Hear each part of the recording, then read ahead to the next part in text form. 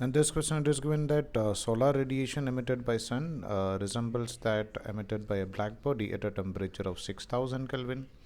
Maximum intensity is emitted at a wavelength of 4800 Angstrom.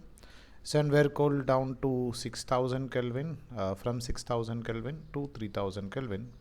Then the peak intensity would occur at wavelength.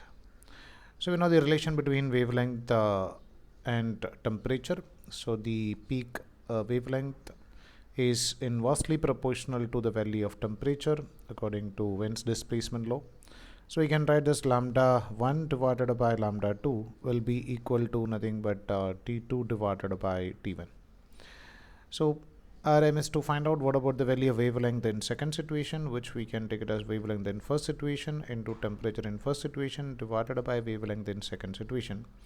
So in the first situation, the wavelength was given as nothing but 4800 and temperature was 6000, and in second situation it becomes equal to 3000.